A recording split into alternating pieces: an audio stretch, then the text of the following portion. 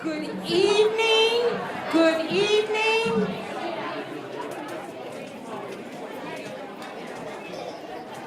I'd like to take this time to welcome our parents, our family members, our staff to our annual open house, which will also include the renaming of our school. I am not Vicki Gavia. I am Shirley Green, the school chief. And many of you may have heard that Ms. Gavia took a fall this morning, and that's why she's not here today. I've spoken to her several times. She is okay, but misses the opportunity to be here tonight with each and every one of you. Following our renaming ceremony, we will move right into the open house, but we're going to begin with our Pledge of Allegiance by Kiera Gissendander Scott and Yvette Burton. Will you come forward, please?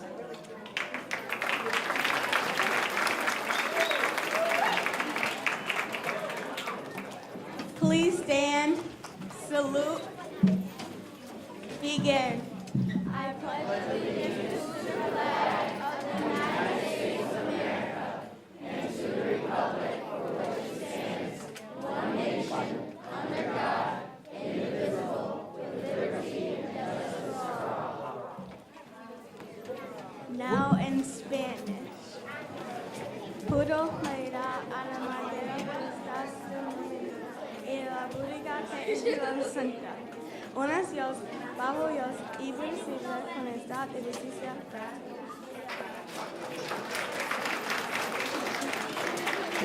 You may be seated. And we're going to have words about Anna Murray Douglas by Kiera and Yvette, joined by Asma Bakari and Christabel Aguawahaha. Aguawahaha. I learned that today. I'm getting better. Anna Murray Douglas was born in 1813 in Denton, Maryland. The first child born free after her parents, Bambara and Mary Murray, were manumitted. At age 17, Anna left home and found work as a domestic worker in Baltimore. Her ability to spend wisely and save money provided the funds to help Frederick Augustus Washington Beatty escape from slavery in 1838. They married in New York City days after his escape and settled in New Bedford, Massachusetts, where Frederick changed his last name to Douglas. While living in Rochester from 1847 to 1872, the primary residence was at 999 South Avenue. Anna worked to support the family and saved everything Frederick Douglass sent back home during his extensive speaking travels. Those funds were later used to purchase the Anacostia, Washington, D.C. home. Anna was committed to Frederick Douglass' mission to eradicate the practice and institution of slavery. She was an activist in her own right. During the 1840s, she participated vigorously in the Massachusetts circle of reformers that included Wendell A. Phillips and William Lloyd Garrison. She met weekly with the anti-slavery women who mounted the annual anti-slavery fair in Boston's Faneuil Hall. In Rochester, while keeping her private life and Underground Railroad secret, she created a hospitable home where abolitionists can visit and slaves can stand their journey to freedom. As a mother, Anna was a model of etiquette, self-esteem, and dedicated to her children receiving the highest level of education through homeschooling. Strong character traits from both parents help propel their children in prosperous careers and help in leadership roles. As stated by their daughter Rosetta Douglas Sprague, the heroism of Frederick Douglass was a story made possible by the unswerving loyalty of Anna Murray Douglas.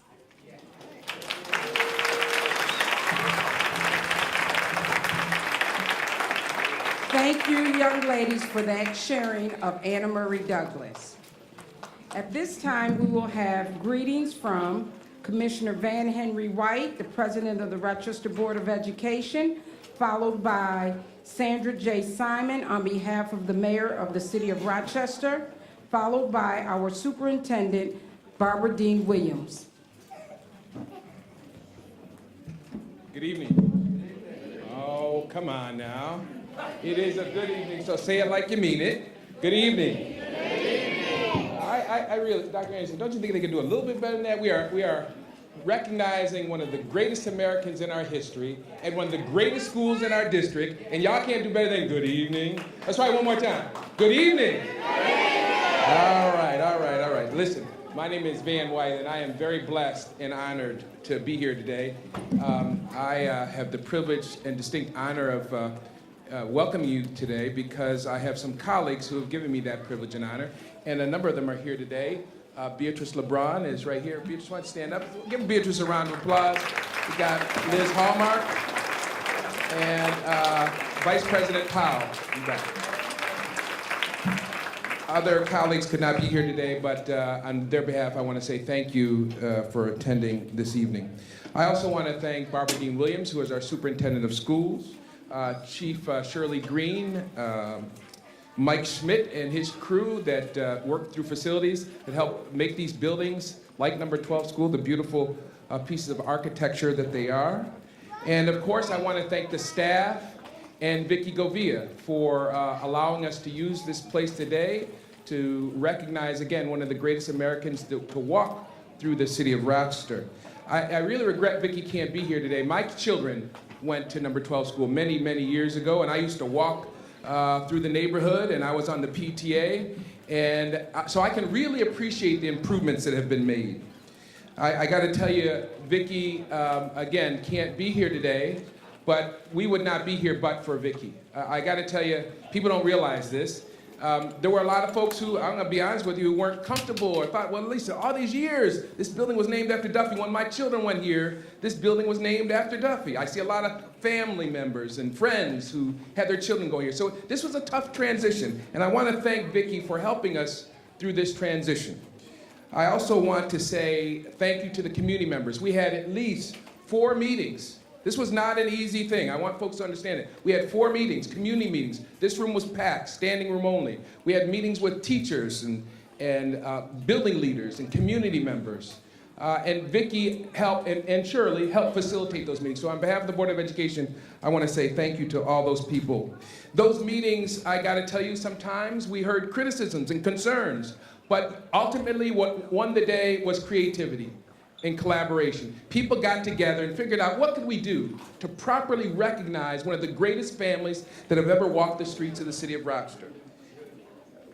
You know, we talk about, and these young folks talk about the namesake for this building, Anna Murray Douglas, but people don't really realize what she was. Now I'm gonna tell you, there's a song, I'm not gonna play it, and I'm certainly not gonna sing it, but there's a song by Bette Midler. I think she sang it first. Gladys Knight subsequently sang it. That's my preference. You know the song. I'm not gonna sing it. Don't hate on me. But it's "Do you ever know that you're my hero?" You ever heard that song? Right. Ever heard that song? Now Bridget's looking embarrassed. Right. I'm not gonna sing any more verses. But that was the first. Anna Murray Douglas was probably the first person who could claim that title, who could claim, she was literally the wind underneath Frederick Douglass. She was in the shadows while Frederick Douglass was in the limelight, right? But today, we bring her out of the shadows. Today, we lift her up so that people can see who the true wind was, how Frederick Douglass got that flight. She not only made his clothes, she bought his freedom, she raised his children, and on top of that, she was an abolitionist. She led the Underground Railroad. Now that's a serious win. That's tornado win. Let's give her a round of applause. That's some serious win. So I want to conclude by saying the gentle breeze that we hear from Anna Murray Douglas, even today, we're thankful that her descendants and her relatives have allowed us to continue to hear her breeze. And I want to thank Ms. Sprague and the members of the Douglas family and his descendants for allowing us to continue to hear the lift that he and his wife provided this community. Let's give the Sprague family and the Douglas family a round of applause.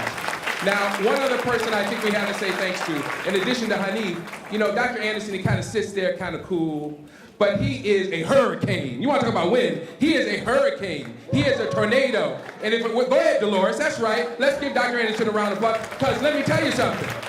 Hear my words loud and clear. Hear my breath loud and clear. Hear this. that this community has been lifted higher than it ever would have been by knowing its history. And the tornado, the hurricane that does that is Dr. Anderson. Can you join me in giving him thanks and appreciation for his constant support for this community? Again, on behalf of the Rochester City School District, thank you very much and God bless you.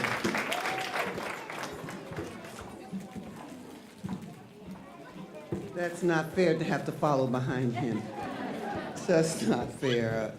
I want to say thank you all for coming. Obviously, I am not Mayor Warren. I don't have her dimples. I tell her that all the time, but unfortunately, she couldn't be with you here this evening, but she wants to send her greetings, and she understands that this is really a very important event that is happening here. And I want to say that Dr. Anderson is a tsunami. He's a tsunami. He makes things happen. I have happened to be on the committee with him on several occasions, and I've watched him do his thing, and it's just amazing. But I do want to say hello to my distinguished guests that are sitting here on the podium. And Jackie, you and I have been friends for a long time, and so it's good to see you representing your family, Dr. Anderson. You know I admire you to the point, and you know, just glad to see you all. And what I want to do is just read a little bit. And that's because somebody took great care to write this for the mayor, and I just want to make sure that at least some of it is saying known. We want to, first of all, tell the kids they did an excellent job. Can we give them a hand again? Because they said most of what I would be saying right now. So it's good evening to everyone. As a Rochesterian, we know about Frederick Douglass and his outstanding work as a statesman, an orator, an abolitionist, and a supporter of women's suffrage. We love and appreciate him and for his dedication and his commitment to freedom, equality, and justice. But we are just as thrilled that his wife, Anna Murray Douglass, is finally getting the attention and recognition she deserves. Because Anna Murray Douglass was one heck of a woman. There's an old saying that behind every great man, there is a wonderful, outstanding, tremendous, excellent woman. Every man should give it a hand. Every man should give it a hand. Oh yeah. Well, there's no disputing Miss Murray Douglass was a good woman. I prefer to think of her as an outstanding person beside her beloved husband as partners, because together they accomplished great things in the fight against slavery and inequality. Without Anna, Frederick would not have been able to do most of the things that he is well known for, even including his escape from slavery to freedom. She was one of those that held their home together. She raised their children. She traveled extensively. While he traveled extensively to tell the truth, she was the anchor of their family. And when her husband was out of town, she provided protection. She was one who risked her life and her family's safety by offering their home as a shelter to escaping slaves on the Underground Railroad, and a place where abolitionists could gather to talk and make plans.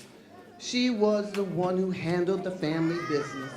And although she had little education, she was committed to making sure that her own children received the highest level of education possible.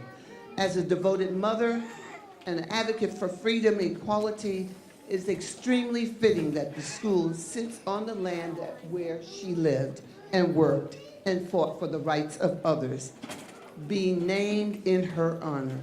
I want to thank Dr. Anderson, who spearheaded the effort to rename School Number 12 after someone in the Douglass family. Thank you for your commitment, your diligence, and your love. Let's give him another hand. I also want to thank the Board of Education, both current and past members, for your diligence in guiding this process from its very start to today's wonderful finish. You directed the course of action for months, getting public input, from parents, teachers, students, and community members, making sure that everyone's voice was heard and that the opinions were carefully considered. Your thoughtfulness and thoroughness led to today's celebration. You heard the voice of the community and you made it happen. Thank you so much. Give them a hand, please. And Jackie, you're here on behalf of the Douglas family. And I hope the descendants of Frederick and Anna Marie Douglas will take great pride in this school and the name it is now bears, just as we do. So with all that being said, I have a proclamation that I'm not going to read the whole thing, that I would like to share. I need for you to come up here, please. And I'm going to read, both of you.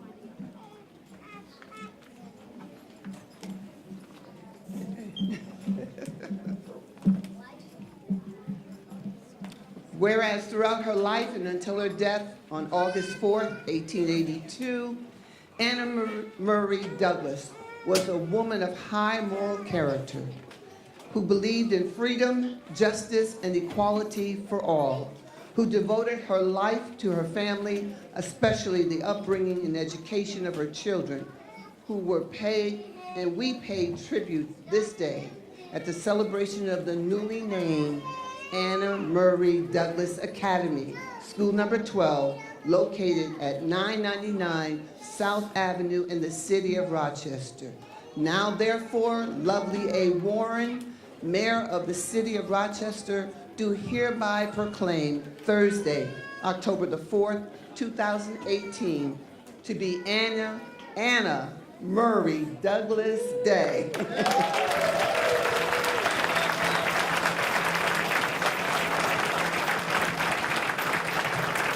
We are urging all citizens, not just some, not just African Americans, not just brown people, not just white people, everyone, from the cradle to, I don't want to say the grave, but just remember her life and her good deeds and her loyalty and commitment to her husband, her children, her community, and Rochester, New York. She made an impact to this nation that can never be reversed, and we give her praise.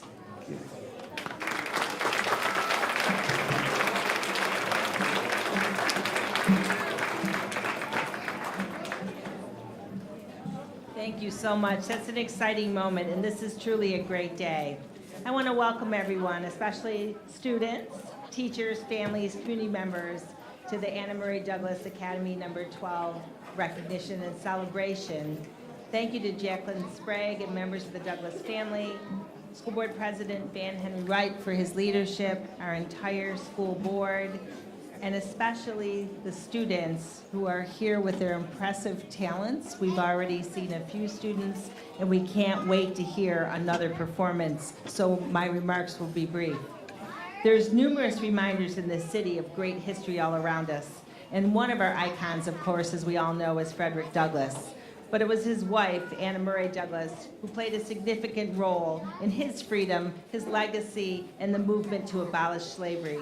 She stood for justice, she stood for education, she stood for equity, and it's why we will all stand here today when we cut the ribbon in her honor to name this school. Diversity is Rochester's strength. It's what sets us apart from any other district in our surrounding counties. And this is the type of celebration and recognition that our district, our students, our families, and our community members can be proud of. I especially want to thank Dr. David Anderson for his many years of persistent work to lead this fitting tribute. It is so important that we deeply understand our past as a community and a city in order to move forward. Dr. Anderson is a true partner in every meaning of the word. He's visited students to speak about relationships, to speak about history, and especially how they relate to abolitionists like Frederick Douglass and Anna Marie Douglas. We're in the midst of a renewal across our city. I'm excited, I have great hope and optimism for our schools. Our children, parents, residents, families, community deserve the very best. And the best will be given here to each and every student from the Anna Murray Douglas Academy School Number 12 family. I am so proud to serve as your superintendent, and I am so proud of this city, this school district, and each and every one of our students. Thank you.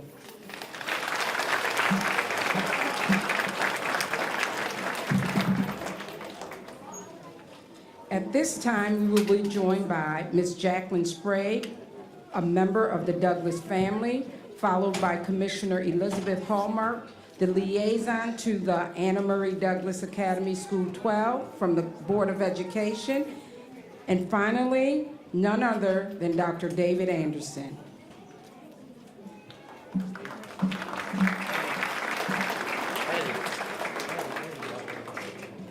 Anna Murray Douglas Academy. I just love saying and hearing that name. I am honored to work with Vicki Gouveia, an extremely dedicated and steadfast leader, the parents, the beautiful children, and the staff and teachers at this school. Special thanks to Dr. Anderson for his tireless efforts to make this happen. Special thanks to the school board and district leaders and Madam Mayor for her support. Gentlemen, think about this. Would Frederick Douglass say, happy wife, happy life? Anna Murray Douglass was the foundation of the family tree. Trees show growth, strength, perseverance through all odds throughout the years. Trees have rebirths, new branches, new leaves. A tree blossoms and prospers through harsh elements, to die in part, but to regrow stronger and more resilient. What might Anna Murray Douglass say about the name change? Remember my family for generations to come because of the content of our character. Let our deeds in any way you dream possible guide the words of your mouth, the meditation of your heart, and your united hands to build a school community invested in the prosperity of every child. Families, lead the way. Commit to virtues, values, and practices to make this happen.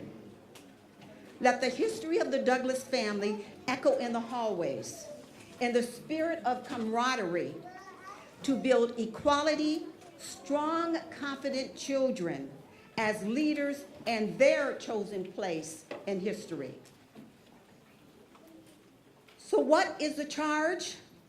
Capture the energy of families, regardless of how they are defined. Neighbors, friends, aunts, uncles, parents, grandparents, etc. Aunt Anna's quiet activism demonstrated the strength and power through a human bond, through sisterhood and brotherhood. You all have something important to give. It is time. It is time for you to create your legacy of Anna Murray Douglass Academy. The foundation awaits for your decision.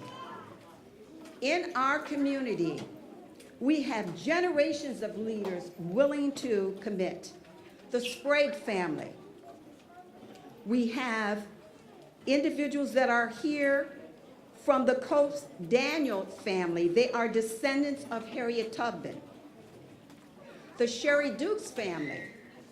They are owners of the Frederick Douglass House on Hamilton Street. You also have the wonderful folks here that are members of the Frederick Douglass and Family Legacy Committee. Our goal is to make Rochester the national and international center for the legacy of Frederick Douglass. Members are Marilyn Noty, former President Friends of Mount Hope Cemetery and long-term member. Jim and Carolyn Blount, About Time Magazine. Hanif Wahid Abdul, activist and member of the Freedom Trail Commission. Professor Hinda Mandel, activist, author, and historian. Catherine Sprague Dexter, realtor with Howard Hanna, past president, Rochester Women's Council of Realtors, and past governor, New York State. Dr. David Anderson, our hero.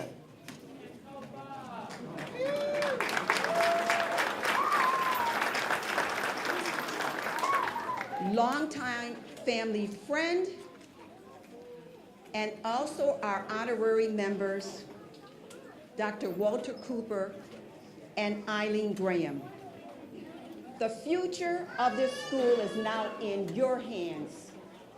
Thank you.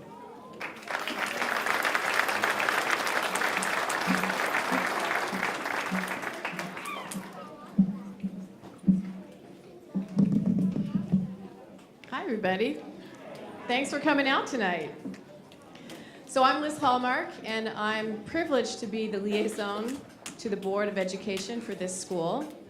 I have a long history with School 12 because both my children, now 24 and 26, attended here.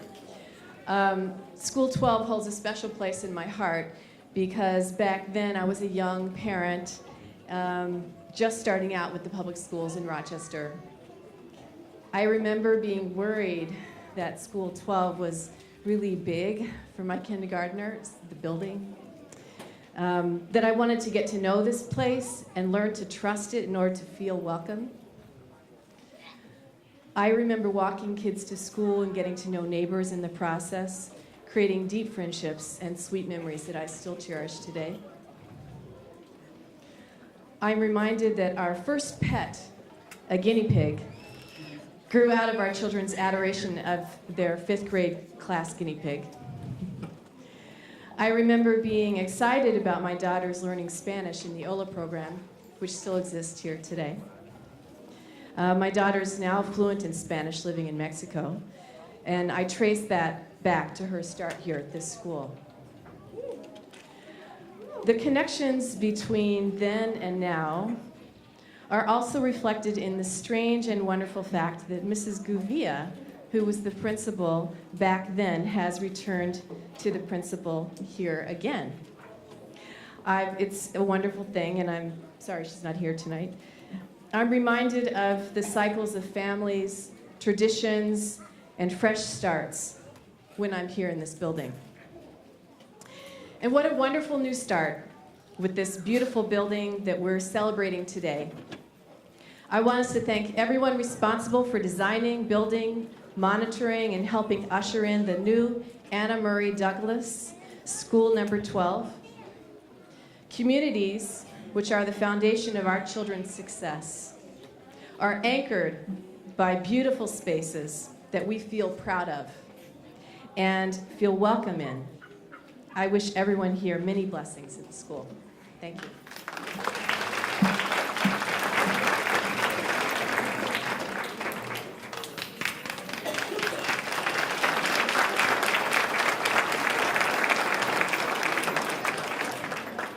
Thank you, ladies and gentlemen. Thank you, young ladies and young gentlemen. Thank you, colleagues, in this struggle that must continue. Thank you for pulling my coat when I was running in the wrong lane. Thank you all for giving me an opportunity to live up to the challenge that Daddy and Mama laid on me back in the day.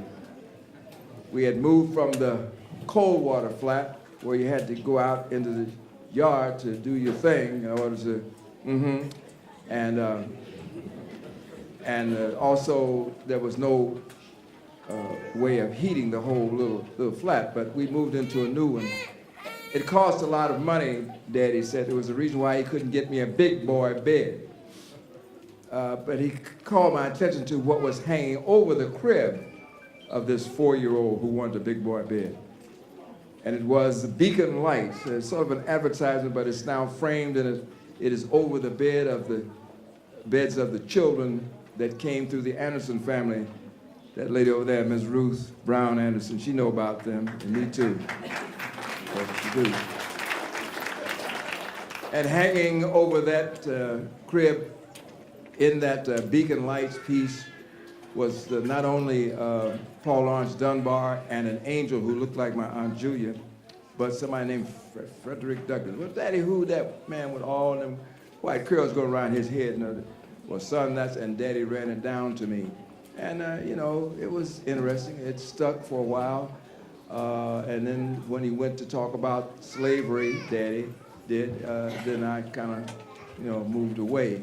But coming here in 1956 to attend college, I had no idea that this is where the Douglases had made their mark. And it was until probably 1965 before it began to come alive. However, there were individuals and families in this town who, despite the fact that I was thinking about going back because I wasn't getting the kind of respect at the college I decided to attend, people were opening doors. Come on in, son. It's all right, son. And those doors continued to open until I became accustomed to being here, and therefore was able to hear that, oh yeah, well, somewhere up around that, across from that hospital up there, there's that burial place. I think that's where he be, son. You ought to go out there sometime. And I did, and the rest, of course, is history. Now, Frederick, born in his grandmother's hut, was nurtured for the first few days, I assume, by his birth mother. And he tells us she would come after a long day's work in the fields. Every once in a while she could come, and she would walk the many miles, maybe 12 miles. And she had to be back before morning, but she would come and lie down with me and sing me to sleep. Long after I was dreaming sweet dreams, he tells us, she would steal away. For she was not back at the plantation. In the field by morning, she would be lashed severely. That is all that I remember about her, he tells us, except that she called me her little Valentine. And it was awareness like that that kept the man going for as long as he did. It kept his eyes open and saw that delightful young lady who herself had been freed because her parents were manumitted one month before she was born. And they hit it off. They were good friends. You know, they played poker or something like that, but after a while and by, it became real serious. And of course, she would facilitate his journey from slavery in Maryland to freedom, kind of, in New York City, where she joined him. They were joined in holy matrimony and then sent on to New Bedford, Massachusetts, where among the other positive things that happened there was she met up with a young preacher by the name of, what is his name, honey? You don't remember? Oh, Lord have mercy. Yeah, this Reverend Thomas James, who himself had been enslaved not too far ahead of Douglass, but who had come thus far and was organizing AME Zion churches across the state of New York and doubling back into Massachusetts. And he licensed our man to preach. Look out now. And I know Sister Anna was sitting over there patting her foot, waiting for him to get through so they go home and get some dinner. But she did enjoy him speaking like that, and that helped him to learn to speak even better and better. And eventually the children began to come one by one. And finally, upon their settling here in Rochesterville, as it might have been called then, the people from Maryland by way of Massachusetts, they gave the opportunity for little Annie to come forward. Annie. And she was the delight of all who encountered her, even some of the cynical visitors who came sometimes. Not the freedom seekers. You know, people just came to see what that Negro was doing out there on that hill. And after a while and by it became real that he was for real. Anna could have told him that, and she showed it in terms of the way she supported those efforts. Anna did this. Anna did this. Yeah, she was there keeping eyes on John Brown when he came to stay for a month with the Douglas family in 1858, trying to get his plan together. And the two of them, little Annie and John Brown, played stuff together. I mean, they sang together. They played games together and all like that. And they bonded. It was nice. And of course, 8, 9 months later, when he made the raid on Harper's Ferry, Virginia, in order to secure guns to help those enslaved people out in the countryside to seize their own freedom, he wanted Douglas to be a part of that. Douglas refused for good reasons and came back, but when the actual event happened, that the federal armory was seized by Brown and his 21 colleagues, Douglas knew and was warned by his colleagues and friends that he had to leave because a warrant was out for his arrest. And there so he had to go. He went back to a familiar place in England. But Anna was here with this familiar place just around the corner from us, over there, with the children. Well, yeah, they were teens, and Anna and Rosetta was already a grown-up woman, but still, they were young and hadn't had to deal with something like this before. And they helped Mama as best they could, but there came a time when little Annie wrote to her father, "Dear Father, I'm doing well in school and the children like me and I'm learning to speak German, and maybe the next letter you get from me will be written in German. Father, those mean men took Mr. Brown out to a field and they hung him." Well, the next message that Douglas gets from home is apparently from Rosetta, another letter, informing him of the passing of little Annie, the light of his house. And so he came home.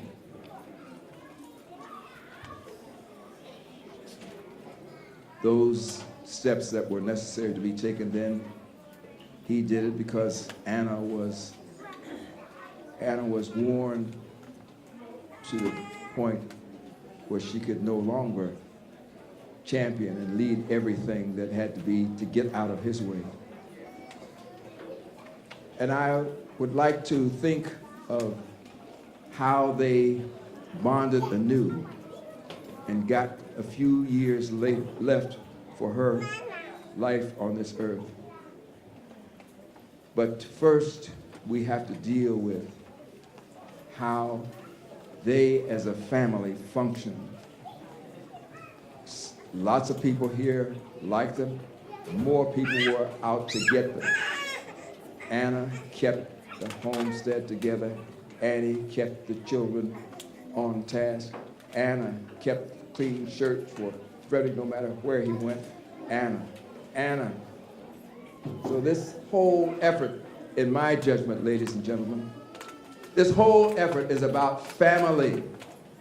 And family, you got to pass on the right stories to the children so that they will stay with them as they go out into a world not always welcoming of them. You got to be with that. Family, you gonna be with that? How, family? Is that what you're gonna do? All right, let's do it then. Let's honor Anna Murray Douglas by carrying out the pledge to have family maintained forever. Amen.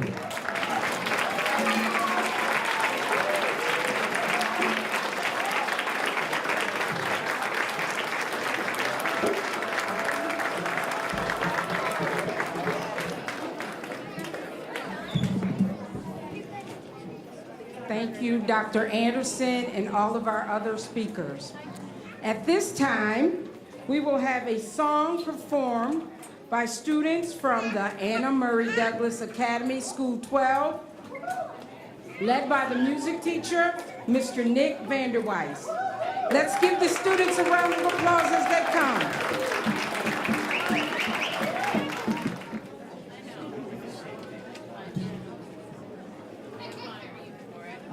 Okay, School 12 families, while the kindergartners are getting set up, I am Melissa Quintana, one of the OLA kindergarten teachers. The reason that these beautiful children are up on the stage and they are performing tonight, the kindergartners were asked, and we thank you to the families who came and brought your children out. They are performing because they have the privilege of being the first group of children to attend the school number 12, Anna Murray Douglas Academy. And so they have been practicing,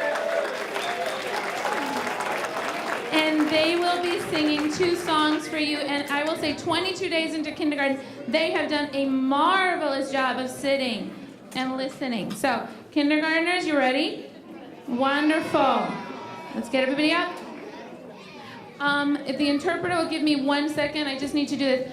Para mis padres que hablan español, los niños del jardín infantil van a cantar porque ellos son el primer grupo que está asistiendo a la escuela número 12 a nombre de Anna Murray Douglas, y por ser el primer grupo tienen el privilegio de cantar esta noche. Gracias.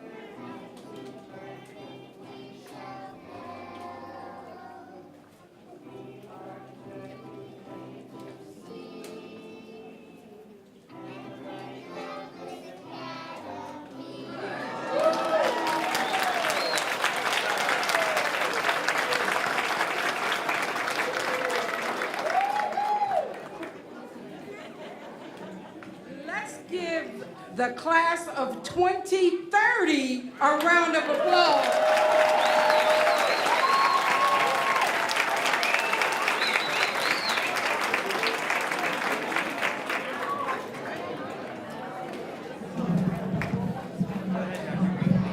So at this time, it is my privilege and honor to ask all of us from the dais to come down with our student here, so we can perform the ribbon cutting and the unveiling of Anna Murray Douglas Academy, School 12.